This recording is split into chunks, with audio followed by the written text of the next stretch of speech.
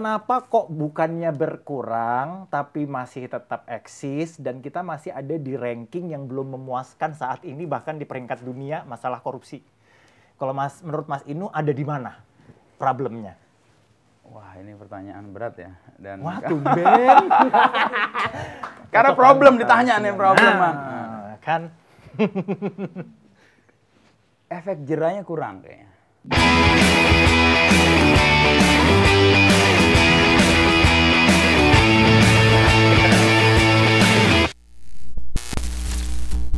Dari kacamata seorang wartawan senior nih, Mas. Emang korupsi di negara kita ini kalau diumpamakan ya, umpamakan sebagai penyakit gitu. Kalau kemarin itu saya sempat tanya pertanyaan yang sama ketua KPK, salah satu ketua KPK, dan beliau bilangnya ini penyakit jiwa gitu. Kalau menurut Mas Inu, ini penyakit apa sebenarnya di Indonesia ini, korupsi di negara kita ini? Kayaknya bukan penyakit sih ini. Apa, Mas? Ini kebiasaan, habit. Oh. Itu lebih ganas nggak dari penyakit? Atau lebih ganas karena menurut saya itu nggak disadari sebagai penyakit. Oh, oke. Kan dianggap biasa aja. Oke. Jadi dianggap lazim ya? Kebiasaan toh. Iya. Kalau penyakit diperangi. Kalau kebiasaan dia nggak ngerasa ini penyakit. Kalau dia ngerasa sebagai korupsi sebagai penyakit, dia berobat, dia memperbaiki diri, dia ke rumah sakit. Dia ini lihat sebagai habit. Jadi, wah, aku melakukan juga, teman juga melakukan juga, ngapain gua harus ini? Everybody does, jadi ya udahlah ya gitu. Itu menurutku kenapa kok banyak hal, upaya-upaya menyadarkan ini korupsi. Siapa bilang korupsi? Gue nggak merasa ini korupsi kok. Ini kan udah jadi perilaku. Betul juga sih. Saya nggak melihat itu sebagai penyakit, itu perilaku. Nah, pentingnya makanya tadi kalau kita ngomong soal pencegahan, tadi saya ambil contoh sekolah tadi ya, misalnya ada kantin nih, kantin kejujuran lah misalnya. Itu kan sebenarnya membiasakan diri untuk berlaku jujur meskipun lo nggak diawasin, meskipun nggak ada tukang yang memaksa lo harus bayar, tapi lo harus taruh di situ. Itu kan ujian integritas tuh. Lo bisa melakukan sesuatu tetap baik meskipun nggak ada yang ngontrol lo. Itu pribadi yang sempurna. Tapi lo melakukan baik kalau ada pimpinan lo. Tapi nggak ada pimpinannya ngomongin pimpinan, nah itu kayaknya integritasnya agak diragukan sih. Itu gue nggak bisa begitu. Di belakang di depan ngomong A, di belakang ngomong B, itu nggak bisa. Harus inline. Kalau nggak, secara psikologi gue akan terganggu.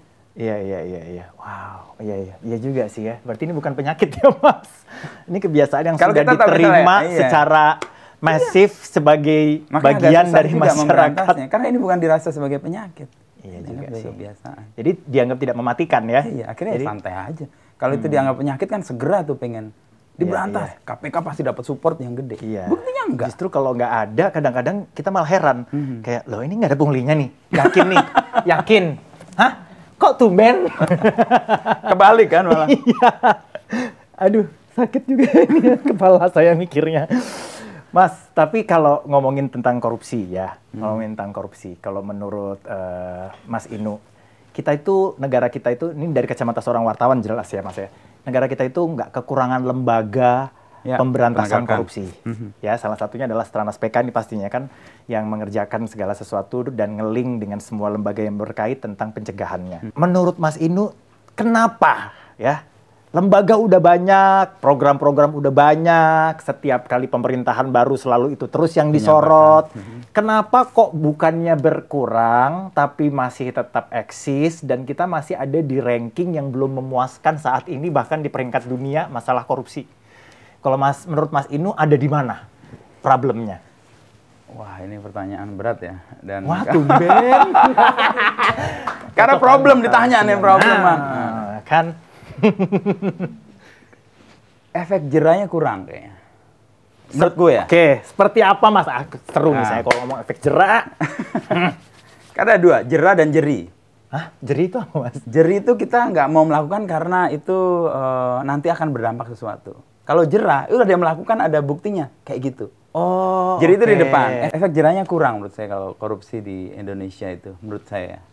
Dan kita melihat itu kalau bahasa Jawa itu cetowelo-welo gitu. Orang korupsi sedemikian banyak, sedemikian besar, masif, kok hukumannya cuma segitu? Gue juga mau dapat sekian ratus triliun dihukum 6,5 tahun misalnya. Maksud Mas Inu siapa ini? Adalah, itu kita lihat semua beritanya. Boleh sebut nama aja nggak kira-kira? Boleh. Ya. Tapi sekarang udah diupdate Mas, jadi 20 tahun. Iya, itu karena ada ini kan kejaksaan ya. Iya, udah diupdate setelah viral ya. Tapi jadi menurutku semuanya harus viral di sini. efek yang tidak nyata terhadap sebuah tindakan yang jahat dan merusak itu membuat orang ngerasa korupsi aja lah. Oh, nanti hukuman cuma 3 tahun. Ya nurut aja lah kan dihukum. Habis itu udah. Iya. Beda bandingkan misalnya di mana negara yang korupsinya 0 atau korupsinya tadinya besar lalu diberantas dengan sangat drastis. Cina misalnya. Ya, aduh. Bahkan sampai semua contohnya Cina ya. Atau Cina. Atau negara-negara yang menurutku punya etos yang bagus tentang penghargaan terhadap integritas tadi. Iya. Nggak harus dihukum sebenarnya. Ambil contoh kemarin yang Australia atau New Zealand ya, salah satu menterinya hanya menggunakan sopir kementeriannya untuk urusan pribadinya, dia kira mengundurkan diri. Itu kan dia merasa bahwa itu perkara yang melanggar etik dia sebagai pejabat. Gitu. Nanti kosong loh semua ini pejabat-pejabat. Kalau kosong bagus dong. Bagus. Jangan-jangan negara ini akan lebih bagus kalau nggak ada pejabatnya. Jangan-jangan, kita harus nyoba loh. Banyak kemungkinan bisa terjadi. Masa pakai supir buat jemput anak aja suruh mundur, nanti nggak ada yang menjabat loh di negara. Dia nggak ada yang nyuruh. Dia mundur sendiri itu. Dia mundur sendiri karena ngerasa etika dia sebagai pejabat. Dia melanggar etika itu ya. Itu tidak penuh dia lakukan. Semulia itu loh. Ya. Kalau di kita bahkan pakai kendaraan buat apalah, anak istri pakai itu buat inilah. Itu nggak ada. Karena apa? Itu bukan dirasa sebagai penyakit. Itu kebiasaan. Makanya nggak ngerasa harus diobati. Iya. Jadi efek jerah satu hal, efek kedua ya etik yang integritas itu. Nah, kalau menurut Mas Inu, efek jerah yang gimana contohnya? Yang kira-kira bakal nendang? Hukum seberat-beratnya. Seperti? Miskinkan dia sampai semiskin-miskinnya. Karena yang ditakutin koruptor itu bukan hukuman, tapi kemiskinannya. Betul sih. Ya. Kalau dia ditusuk atau dikasih titik di mana dia paling takut, koruptor akan nggak melakukan itu. Misalnya korupsi, ketangkep 500 juta. Miskinkan dia, habisi semua kekayaannya, ditarik semua sampai dia nggak bisa mendapatkan apa. Nggak usah dipenjara, tetepin aja. Tapi dia nggak punya kekayaan apa.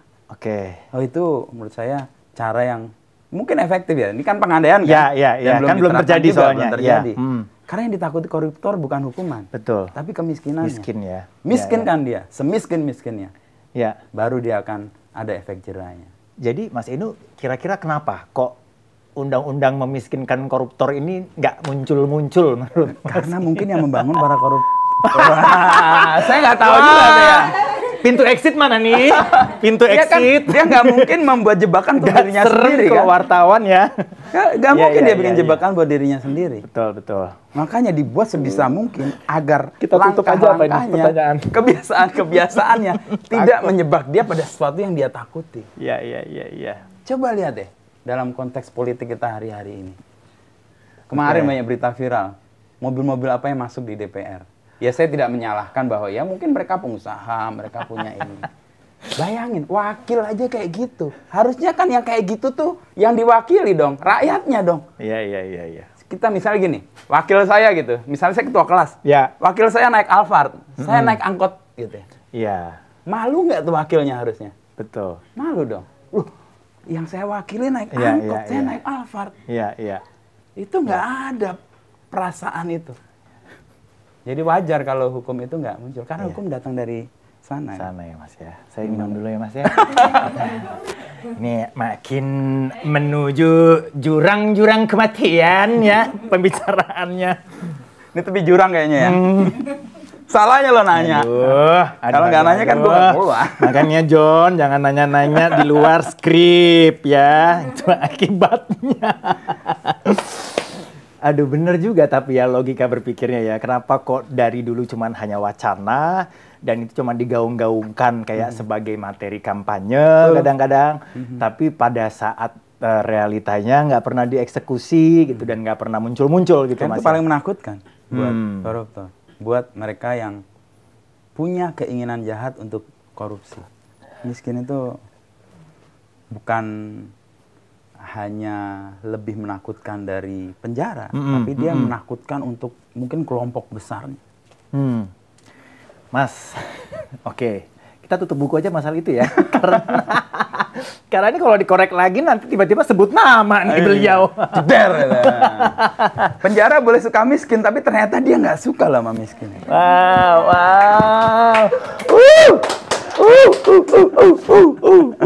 Bentar Mas, aku cari pertanyaan yang aman dulu Mas. Bentar ya. Yang ini juga jurang. Yang ini agak jalan tol. Aduh. Mas, tapi aku nyambung sedikit aja. Kalau ini terlalu bahaya nanti cekat aja. Jadi kalau misalnya dari proses peradilan tiba-tiba si koruptor ini yang sudah jelas-jelas tertangkap atau katakanlah apapun namanya dikorbankan lah atau apalah itu gitu, diadili, tiba-tiba hukumannya ringan. Yang salah itu berarti proses peradilannya atau apanya? Saya nggak tahu yang salah yang mana, tapi semua orang kan ingin berjuang menang di sebuah persidangan. Betul. Bahkan terdakwa pun ingin menang. Betul. Hakim ingin menang. Iya. Jaksa ingin menang. Betul. Pinter-pinteran ketiga pihak itu sebenarnya menggunakan aturan hukum yang ada. Oke. Itu sebabnya aturan hukum harus dibuat dalam format yang sangat baik sehingga merugikan pihak terdakwa korupsi. Oke. Nah itu salah satu yang tadi kamu tanyakan soal pemiskinan koruptor itu. Kalau itu formanya udah ada, mau jaksa kayak apa, mau pembela kayak apa, mau terdakwa kayak apa, itu akan menjadi forma yang nggak bisa membuat orang berkompetisi untuk mengambil kemenangan untuk si terdakwa bahkan menjadi hukumannya ringan. Oke. Jadi saya nggak lihat yang salah siapa ya. Mungkin mereka punya kepentingan masing-masing ya. Dan itu sah. Betul. Karena secara legal formal diatur. Iya. Dia bisa membela, dia bisa betul. menggunakan aturan yang ada untuk memenangkan si yang dia bela. Membela koruptor bukan berarti nggak boleh ya kan? Bukan berarti nggak boleh, karena legalnya memang karena dia pembela itu. Betul. Dia pengacara untuk itu. Dan aturannya ada. Masalahnya sekarang aturannya please dilihat deh. Adil nggak aturan ini diterapkan untuk mengadili para koruptor? Jangan nggak loh. Makanya siapa yang buat aturan harus dicek dulu. Punya kepentingan nggak untuk melindungi para koruptor itu. Baik, berarti kita harus rombak-rombak ya. Bersih, bukan cuma bersih-bersih, tapi rombak-rombak. Nah, karena ini sebetulnya adalah channel YouTube-nya Stranas PK, Mas, ya kan? Yang memang fokus utamanya adalah pencegahan korupsi. Kira-kira menurut Mas Inu sebagai wartawan senior yang juga sudah... Senior terus disebut nih. Wartawan sepuh yang sudah apa nih? Salah lagi apa? Wartawan gaek yang sudah nih semua gue sebutin nih yang senior yang sudah malang melintang dan memberitakan korupsi dari pencegahan, penindakan, pendidikan dan lain sebagainya. Apa yang dilakukan Stranas PK sejauh ini dalam hal digitalisasi, transparansi, menurut Mas Inu pendapatnya gimana? Atau apa yang bisa kasih input kah? Atau apa yang perlu dievaluasi? Atau kalau dalam konteks wartawan, sekali lagi harus mendudukkan wartawan itu sebagai bagian dari upaya bersama memberantas korupsi. Betul. Itu jadi diposisikan sebagai mitra, bukan bawahan, bukan atasan. Sehingga kalau mitra ngobrolnya harusnya enak. Jadi komunikasi menjadi cair gitu. Dihubungi nggak susah, dapat data mudah, wartawan minta akses diberi, itu satu. Yang kedua dari sisi Stranasnya ya, harus memahami kebutuhan wartawan itu apa sih? Kan bikin berita. Kan wartawan nggak sekedar bikin berita tuh. Kalau cuma sekedar bikin berita, nggak perlu kita wartawan, juru ketik aja. Stranas kasih rilis, dibuat, jadilah itu berita. Itu bukan produk wartawan, itu produk juru ketik. Mengetik dan menulis itu sesuatu yang berbeda.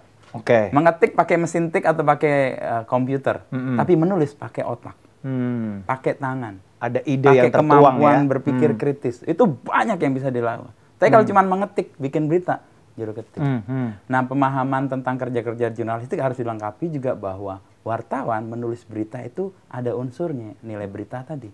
Jadi Stranas juga harus memberikan kesempatan bagi wartawan melihat, oh ini ada nilai beritanya nggak nih kegiatan? Ini ada nilai beritanya nggak nih acara? Kalau nggak ada nilai beritanya, lo mau dorong-dorong wartawan berangkat, wartawan susah banget gerak. Tapi tanpa harus diteriakin, tanpa harus diajak. Kalau datang sendiri, ada nilai beritanya, secara akses bisa dijangkau, mudah di-reach gitu ya, wartawan akan datang. Misalnya nilai berita apa? Oh ada dampaknya ini besar.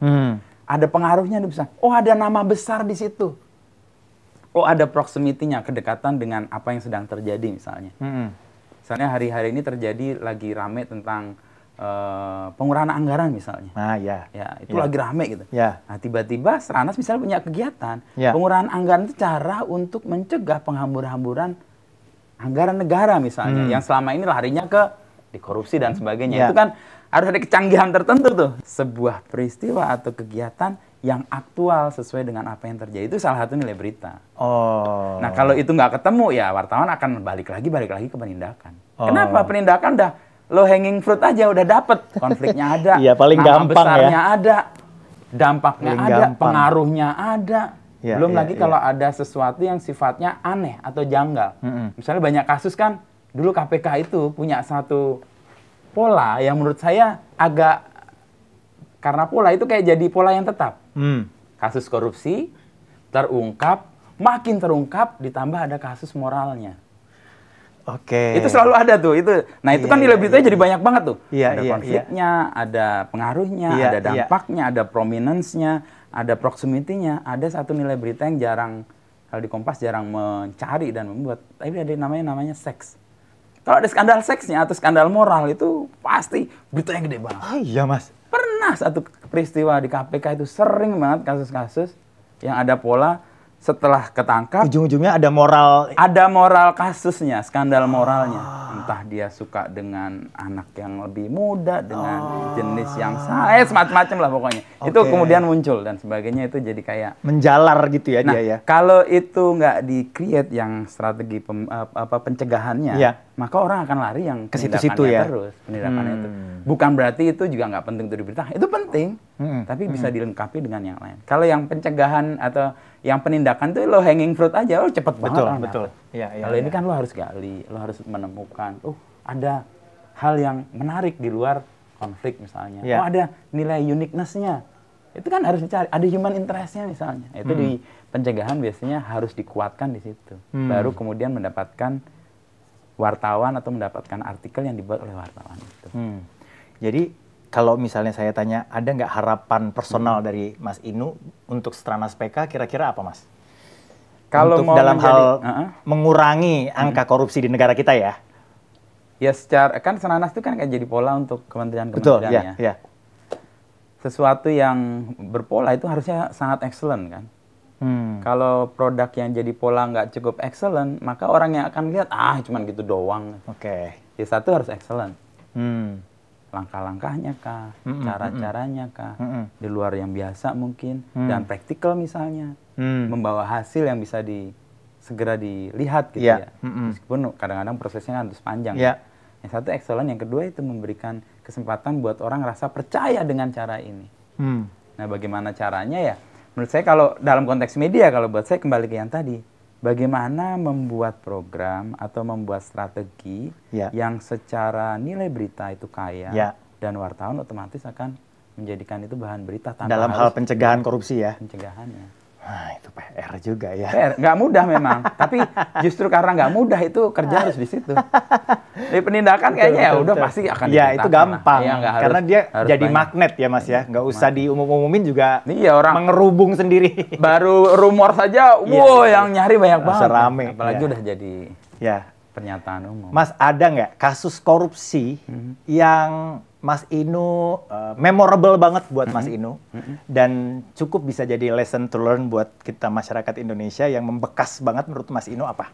Waktu itu daerah saya aktif di lapangan itu sekitar 2005 sampai 2009. Saya banyak di lapangan tuh. Meskipun saya nggak fokus di KPK. Saya fokusnya di politik dan di istana. Saya wartawan istana. Wartawan istana, Mas. Wartawan istana.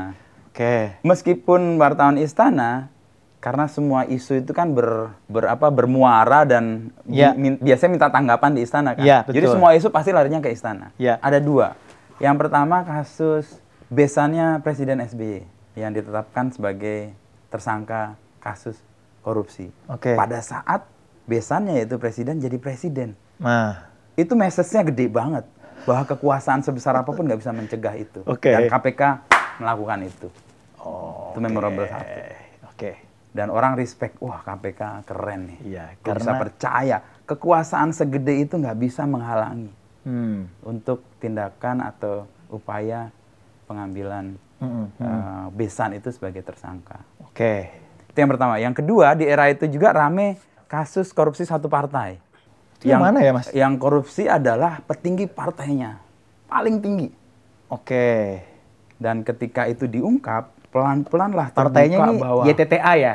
YTTA aja ya. YTTA aja lah.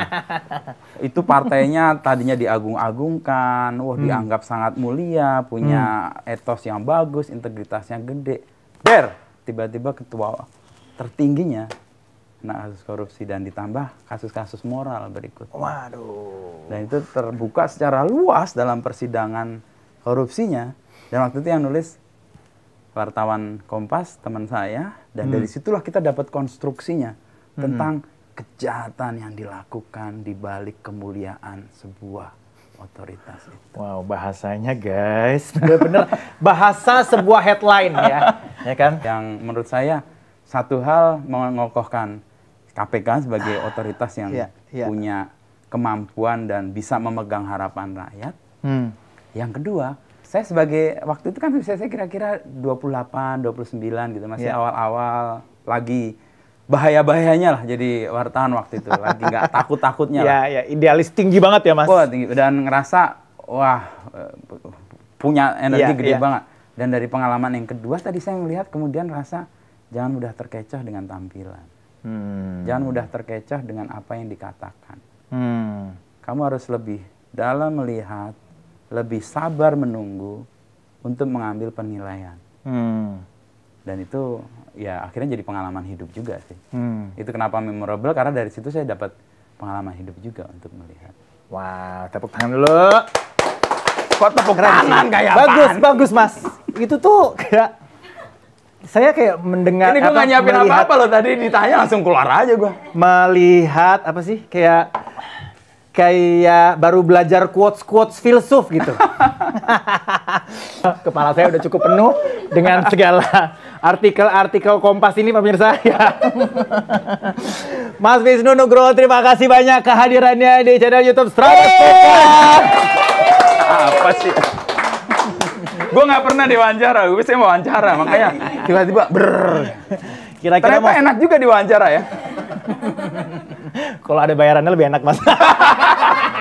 Ada nggak bayarannya? Gue nggak tahu. Gue nggak ngerti ya, nggak ikut-ikut. Kira-kira mau berapa tahun lagi jadi wartawan, Mas? Kira-kira aja. Wartawan tuh kayaknya in my blood nih. Waduh, berat ya. Ngeri.